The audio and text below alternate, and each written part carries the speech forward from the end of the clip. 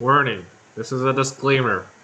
The following video will absolutely be your waste of time, and it will offer you no additional information on how to develop a website. Thank you. Please watch my video. Hello to my first video ever. This is gonna be a part 1 of a series, hopefully a series. Hopefully I have a will to continue this more than once, of me trying to make a multiplayer online game. And I have the basic setup going on, and I'll try to explain the stack to the detail that I can, because I don't write source code. I just graduated from college, and I wouldn't be doing this if I had a job. But that's that. Also, if you notice, this looks okay, reasonably okay right now, but I'm not an artist or a designer by any means, so it's gonna look shitty sometimes, like this thing. I look up how to make this background Photoshop in 5 minutes, so it's not that great. But that aside, I had the basic structure set up for an online game. Now it's posted on my computer right now, but I'm gonna use Heroku later. It's actually up, but I don't want anyone to be there right now because of shit. So it has to register and log in, which is nice. I can log in with my predefined account, pre-made account, and it brings you to a chat room. Now this was a pain in the butt to make, and the name doesn't mean anything right now.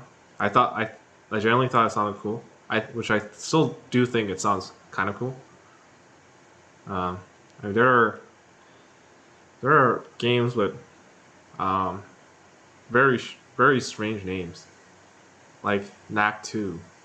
Like, why would anyone make a game named Knack 2? I mean, the 2 is the numbering of the series. But regardless, there's a basic chat function. You have to believe me that it works for now. It does work. Just I don't have anyone on this server. I can pop up another window open, but that'll be annoying. And I can enter a room and chat with people here.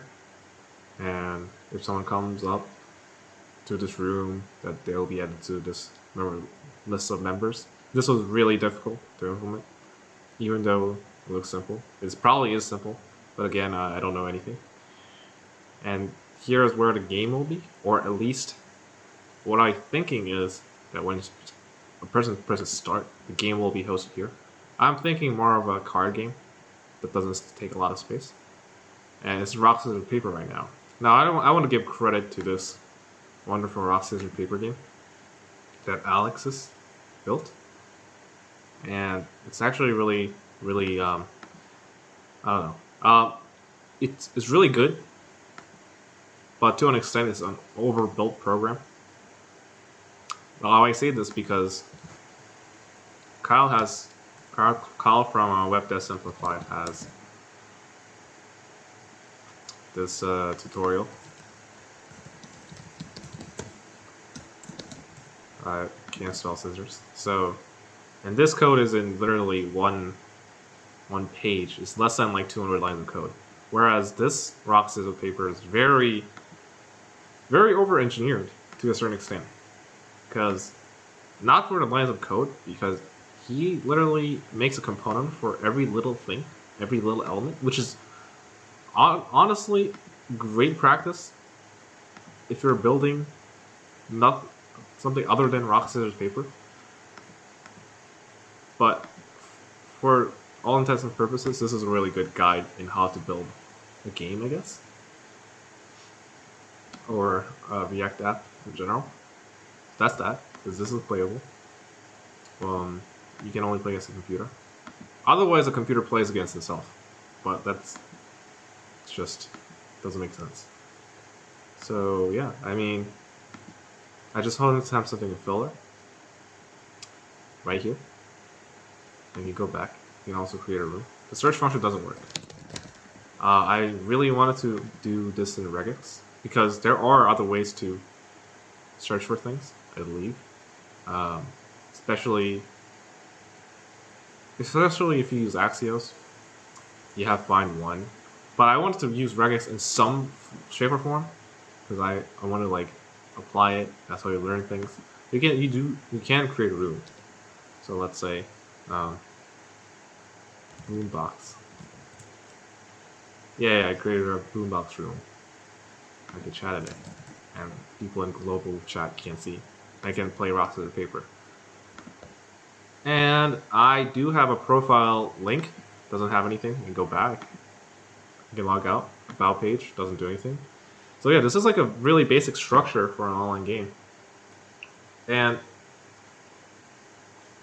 it took me like 2 weeks to build this, which is certainly not top notch. But I did learn how to use Redux in that time, and I'm very proud of myself for doing so. And I became a lot better in Express. So yeah, I mean, you gotta start somewhere. So I'm gonna go over the stack. I know that people already know, probably gonna know what I'm talking about because I kind of went through the entire website. I'm using the MERN stack. React to do front end, Node, and Express to do back end, Mongo for database. It's actually really, I think this is just a way to go. Until, I mean, I haven't touched anything else until yesterday when I got Ruby on Rails, just to see what it was. And honestly, it's actually pretty good.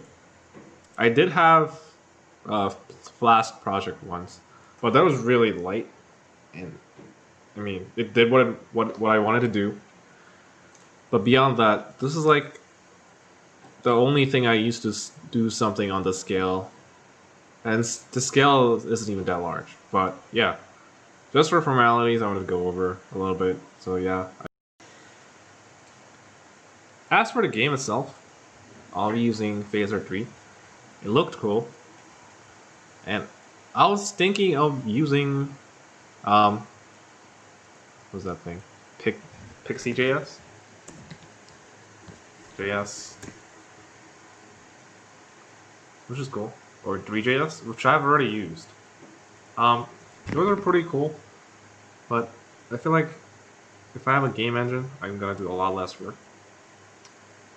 And I don't know how to integrate those two things with sockets. Now, here's a handy dandy guide, two of them actually, for building a multiplayer game for with Phaser 3 and sockets. So I already have that covered. So yeah, I mean, why not go the path of least resistance? Especially if I already have like the front end and back end setup. I just have to make the game.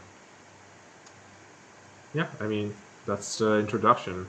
Hopefully I do something like this often, share my progress.